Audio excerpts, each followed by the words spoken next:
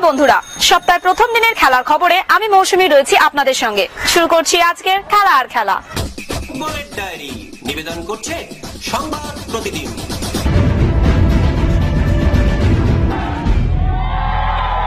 কুড়ি ম্যাচে 46 পয়েন্ট ছিলই, সংখ্যাটাকে হাফ সেঞ্চুরি দোরগোড়ায় নিয়ে যাওয়ার লক্ষ্যে আইএসএল অ্যাওয়ে ম্যাচে খেলতে নেমেছিল মলিনা ব্রিগেড, প্রতিপক্ষ কেরালা ব্লাস্টার্স। কিছু বুঝে ওঠার আগেই অস্ট্রেলিয়ান তারকা ম্যাকলারেনের পা দুবার ঝলসে উঠল প্রথমার্ধে, আর তাতেই মোহনবাগানের অনুকূলে ফলাফল 2-0।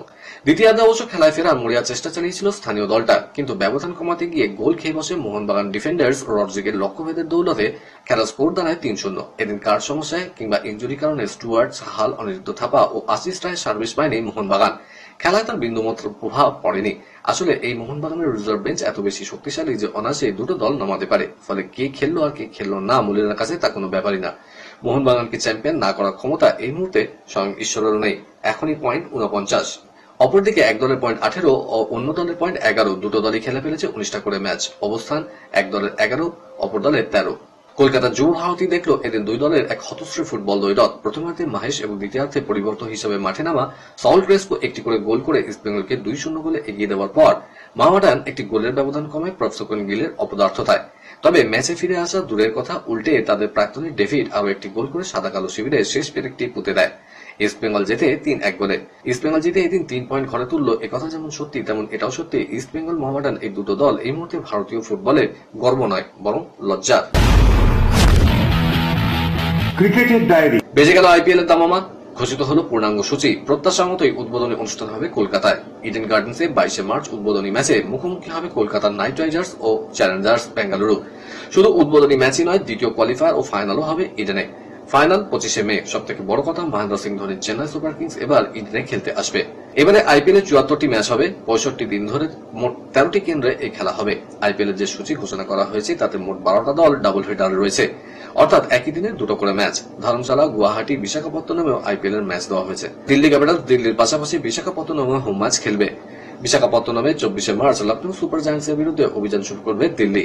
22 মার্চ ইডেনে উদ্বোধনী ম্যাচের মুখোমুখি কলকাতা বেঙ্গালুরু। পরের দিন 23 মার্চ দুটো ম্যাচ। বিকেল 3:30 হায়দ্রাবাদ মাঠে নামবে গত বছরের রানার্স সানরাইজার্স হায়দ্রাবাদের বিরুদ্ধে প্রতিপক্ষ রাজস্থান রয়্যালস। 28 মার্চ ঘরের মাঠে বিরাট কোহলিদের বিরুদ্ধে মাঠে নামবে ধোনির চেন্নাই সুপার কিংস। বেঙ্গালুরুতে ফিরতি ম্যাচ 3রা মে। 11 এপ্রিল ঘরের মাঠে নাইটদের বিরুদ্ধে খেলবে চেন্নাই। 7ই মে ফিরতি ম্যাচে ইডেনে মুখোমুখি হবে দুই দল। লিগ পর্বে খেলা হবে 18 মে পর্যন্ত। প্রথম কোয়ালিফায়ার 20 মে, এলিমিনেটর 21 মে। দুটি ম্যাচ হবে হায়দ্রাবাদে। 23 মে দ্বিতীয় কোয়ালিফায়ার ইডেনে। আইপিএল নিলামে দল গুছিয়ে নিয়েছেন সকলেই, তবুও আরো একজন বিদেশি ক্রিকেটারকে সই করালেন মুম্বাই ইন্ডিয়ান্স কর্তৃপক্ষ। আগামী আইপিএলে হার্দিক পান্ডিয়া, রোহিত শর্মাদের সঙ্গে খেলতে দেখা যাবে আফগানিস্তানের স্পিনার মুজিবুর রহমানকে। এক আফগান স্পিনারের পরিবর্তন হিসেবে মুজিবের সঙ্গে চুক্তি করেছে 5 বারের আইপিএল চ্যাম্পিয়নরা। নিলামে আফগানিস্তানের স্পিনার আল্লাহ গাজনাফরকে কিনেছিল মুম্বাই ইন্ডিয়ান্স। চোটের জন্য তিনি ছিটকে গিয়েছেন আসন্ন চ্যাম্পিয়ন্স ট্রফি থেকে। জিম্বাবুয়ে সফরে গিয়ে সিদ্ধান্তে চোট পেয়েছেন। অন্তত 4 মাস মাঠের বাইরে থাকতে হবে তাকে, ফলে খেলতে পারবেন না আইপিএলও। তাই গাজনাফরের পরিবর্তন হিসেবে মুজিবকে দলে নিল মুম্বাই। চ্যাম্পিয়ন্স লিগের আগে স্বস্তিতে ইংল্যান্ড শিবির, ফিট তারকা ব্যাটার মেইন ডাকেট। গত বুধবার আহমেদাবাদে ভারত বনাম ইংল্যান্ডের তৃতীয় একদিনের ম্যাচে চোট পান ডাকেট। এরপরে একটা সংশয় তৈরি হয়েছিল তাকে নিয়ে, যা অবশেষে কাটল। ইংল্যান্ড ক্রিকেট বোর্ডের তরফে জানানো হয়েছে ডাকেট বাঁ দিকের কুচকিতে চোট পান। এরপরে তার চিকিৎসা হয়। এখন চোট সারিয়ে তিনি সম্পূর্ণ সুস্থ। চ্যাম্পিয়ন্স ট্রফিতে খেলার জন্য তিনি প্রস্তুত। ভারতের বিরুদ্ধে একদিনের সিরিজে ইংল্যান্ডের সফল ব্যাটারদের মধ্যে অন্যতম ছিলেন ডাকেট। আগামীকাল চ্যাম্পিয়ন্স ট্রফি খেলতে পাকিস্তানে পৌঁছাবে ইংল্যান্ড। আগামী 22 ফেব্রুয়ারি অর্থাৎ শনিবার লাহোরে অস্ট্রেলিয়ার বিরুদ্ধে প্রথম ম্যাচ খেলবে তারা। 26 ফেব্রুয়ারি দ্বিতীয় প্রতিপক্ষ আফগানিস্তান। 1 মার্চ করাচিতে দক্ষিণ আফ্রিকার বিরুদ্ধে মাঠে নামবে ইংল্যান্ড। বাংলাদেশের রাজনৈতিক বদলের সৌজন্যে পাল্টে গিয়েছে ঢাকা বঙ্গবন্ধু জাতীয় স্টেডিয়ামের নাম। নতুন নাম হয়েছে জাতীয় স্টেডিয়াম ঢাকা। সে দেশের জাতীয় ক্রীড়া পরিষদ পক্ষ থেকে এই ঘোষণা করা হয়েছে। জাতীয় পর্যায়ে এই প্রথম কোন স্টেডিয়ামের নাম বদল করল অন্তর্বর্তীকালীন সরকার। 1954 সালে প্রতিষ্ঠিত এই স্টেডিয়াম ঢাকা স্টেডিয়াম নামে ছিল দীর্ঘদিন। 1998 সালে নামকরণ হয় বঙ্গবন্ধু জাতীয় স্টেডিয়াম। আসলে চ্যাম্পিয়ন্স ট্রফির জন্য বিপুল পরিমাণ পুরস্কার মূল্য ঘোষণা করল আইসিসি। মোট পুরস্কার মূল্য প্রায় 60 কোটি টাকা, প্রতিযোগিতার ইতিহাসে যা সর্বোচ্চ। 2017 সাল থেকে পুরস্কার মূল্য বাড়ল 53%। এবার চ্যাম্পিয়ন দল পাবে ভারতীয় মুদ্রায় 19,45 লক্ষ টাকা। রানার আপ 9,72 লক্ষ টাকা। সেমিফাইনালে হেরে যাওয়া দলদের দেওয়া হবে 4,86 লক্ষ টাকা করে। শেষবার চ্যাম্পিয়ন্স ট্রফি হয়েছিল 2017 কোভিড এর জন্য 2021 সালে চ্যাম্পিয়ন্স ট্রফি আয়োজন করা সম্ভব হয়নি। এই প্রথমবার চ্যাম্পিয়ন্স ট্রফি আয়োজনের দায়িত্ব পেয়েছে পাকিস্তান। করাচি, লাহোর, রাওয়ালপিন্ডি এই 3 শহরেই খেলা হবে। ভারতের ম্যাচগুলো অবশ্য হবে দুবাইয়ে। ভারত সেমিফাইনাল ও ফাইনালে উঠলে সেই ম্যাচগুলো দুবাইয়েই হওয়ার কথা। ভারতের অভিযান শুরু হচ্ছে 20 ফেব্রুয়ারি বাংলাদেশের বিরুদ্ধে। এছাড়া গ্রুপে আছে পাকিস্তান, নিউজিল্যান্ড। খেলাতে সময় হয়ে গেছে এখন একটা ছোট্ট ব্রেকের। ফিরছি ব্রেকের পর, দেখতে থাকুন খেলা আর খেলা।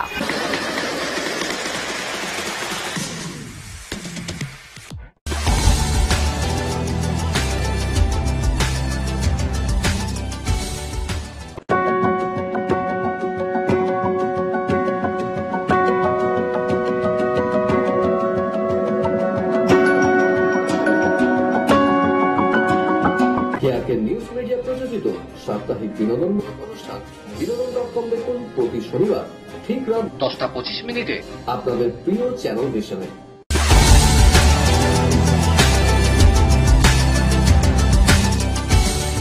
ব্রেকের পর ফিরে এলাম খেলা আর খেলাতে।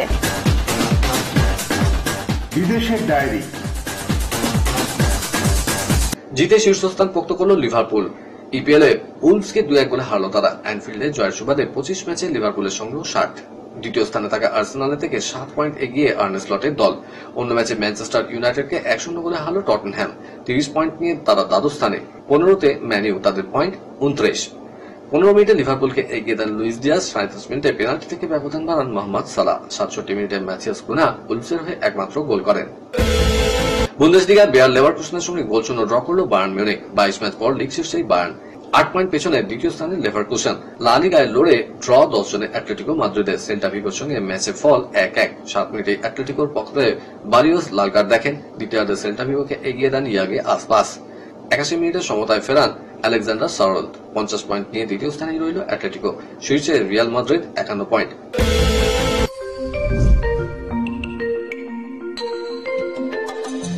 জাতীয় গেমসে নিজের দ্বিতীয় সোনাটা জিতেছেন ঋতু দাস। তবে সেই সাফল্য নিয়ে উচ্ছ্বাস করার মতো পরিস্থিতি নেই এই জিমন্যাস্টের। জার্মানিতে হতে চলা বিশ্বকাপের জন্য ভারতীয় দলে সুযোগ পেলেও ভিসা এখনো পাননি। ফলে আদৌ বিশ্বকাপে নামা হবে কিনা জানেন না হুগলি ঋতু। জাতীয় গেমসে প্রথমে টিম ইভেন্টে বাংলা দলের সদস্য হিসেবে সোনা জিতেছেন ঋতু। এরপর শেষ দিনে ব্যালেন্স বিমেও চ্যাম্পিয়ন হন। গত কয়েক বছরে ধারাবাহিকভাবে পারফর্ম করার সুবাদে ঋতু এখন জাতীয় দলেও নিয়মিত। সেই সুবাদেই আগামী সপ্তাহে জার্মানিতে হতে চলা অ্যাপারেটস বিশ্বকাপে দলে ঢুকেছেন। লা লিগায় শেষ 3 ম্যাচে জয়ের দেখা পায়নি রিয়াল মাদ্রিদ। অ্যাওয়ে ম্যাচে ওসাসুনার বিরুদ্ধে 1-1 গোলে ড্র করে কার্লো আনচেলত্তি ব্রিগেড। খেতাবি দৌড়ে একটা সময় 7 পয়েন্টে এগিয়ে থাকলেও তা এখন অনেকটাই কমে এসছে। এরই মধ্যে রিয়াল কোচকে চিন্তায় ফেলেছে দলের গুরুত্বপূর্ণ ফুটবলার জুড বেলিংহ্যাম লাল কার্ড দেখে মাঠ ছাড়ায়। ম্যাচে 38 মিনিটে রেফারিকে উদ্দেশ্য করে কিছু একটা বলতে দেখা যায় ইংলিশ ফুটবলারটিকে, আর তাতেই সরাসরি লাল কার্ড দেখেন তিনি। এমনকি রিপোর্টে তার বিরুদ্ধে গুরুতর অভিযোগও করেছেন রেফারি। ফলে বড়সড় শাস্তির মুখে পড়তে চলেছেন বেলিংহ্যাম। হকি প্রো লিগের শুরুটা হার দিয়ে হলেও দ্বিতীয় ম্যাচে ঘুরে দাঁড়ালো ভারতের পুরুষ দল। স্পেনকে 2-0 গোলের ব্যবধানে হারল হরমনপ্রীত সিং ব্রিগেড। ভুবনেশ্বরে কলিঙ্গ স্টেডিয়ামে 32 মিনিটে মনদীপ সিং এর গোলে এগিয়ে যায় ভারত। এর 7 মিনিট মাথায় ব্যবধান বাড়ান দলপ্রীত সিং। বাকি সময় ভারতের উপর চাপ বাড়লেও রক্ষণ ভাগ ভাঙতে ব্যর্থ হয় স্প্যানিশ খেলোয়াড়রা।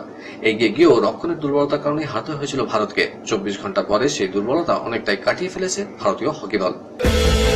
বাংলা একটি প্রচলিত প্রবাদ রয়েছে, সাহসীদের পাশে সবসময় ঈশ্বর থাকেন। একথা অনস্বীকার্য। যারা নিজেদের দায়িত্ব সম্পর্কে ওয়াকিবহাল হন তারা একদিন না একদিন নিজেদের কঠোর পরিশ্রমের ইতিহাস কায়েম করেন। এমন এক ইতিহাসের অধ্যায় লিখলেন তামিলনাড়ুর বিদ্যা রামরাজ। জাতীয় গেমসে সোনার পদক জিতে তিনি এক নতুন নজির কায়েম করেছেন। মাত্র 58.11 সেকেন্ডে তিনি 400 মিটার দৌড়ে অতিক্রম করেন এবং সোনার পদক জিতে নেন। সংগঠিত আর্থিক প্রতারণার শিকার কিংবদন্তি স্প্রিন্টার ইউজেন বোল্ট। বিশ্বের দ্রুততম মানবে খোয়া গিয়েছে প্রায় 104 কোটি টাকা, এমনটাই দাবি তার আইনজীবীর। জামাইকার স্টক অ্যান্ড সিকিউরিটিজ লিমিটেড 13 বছর টানা বিনিয়োগ করেছেন। বোল্ট কখনো সেখান থেকে টাকা তোলেননি। হালে কাগজপত্র পরীক্ষা করতে গিয়ে দেখা গিয়েছে তার সব টাকা কার্যত উধাও। গত মাসে অস্ট্রেলিয়ান ওপেন জিতেছেন ইয়ানিক সিনা। সেই সাফল্যের পরেই কালি দাগ লাগলো তার ক্যারিয়ারে। ডোপ কেলেঙ্কারিতে 3 মাস নির্বাসিত হয়েছেন সিনা। অস্ট্রেলিয়ান ওপেন জেতার 21 দিন পরে ধাক্কা খেয়েছেন বিশ্বের 1 নম্বর টেনিস তারকা। বিশ্ব অ্যান্টি ডোপিং এজেন্সি বা ওয়াডা আবেদন করেছিল বিশ্ব ক্রীড়া আদালত ক্যাসে। সেই মামলার নিষ্পত্তি হয়েছে। বিশ্ব ক্রীড়া আদালত শুনানির আগেই ওয়াডার সঙ্গে কথা বলেছেন সিনা। নিজের দোষ স্বীকার করে নিয়েছেন। তাই ওয়াডা তাকে 3 মাসের জন্য নির্বাসিত করেছে। অর্থাৎ বিশ্ব ক্রীড়া আদালতে আর সিনারের মামলার শুনানি হবে না। ওয়াডা এক বিবৃতিতে বলেছে 2025 সালের 9 ফেব্রুয়ারি থেকে সিনারের শাস্তি কার্যকর হয়েছে। আগামী 4 মে পর্যন্ত নির্বাসিত থাকতে হবে তাকে। কলকাতার ডায়েরি নিবেদন করছে গুড এজ হসপিটাল। ফুটবলারদের সঙ্গে দীর্ঘমেয়াদী চুক্তি করার সিদ্ধান্ত নিয়েছে বাগান ম্যানেজমেন্ট। গত কয়েকদিন ধরে এই খবরের শিরোনামে রাজদীপ রিলায়েন্স ফাউন্ডেশন ডেভেলপমেন্ট লিগে অনূর্ধ্ব 15 প্রতিযোগিতায় 13 ম্যাচে 24 গোল করে প্রথমে নজর পড়েছে। এআইএফএ জুনিয়র লিগ এখনো পর্যন্ত 2টি ম্যাচ খেলেছে তারা।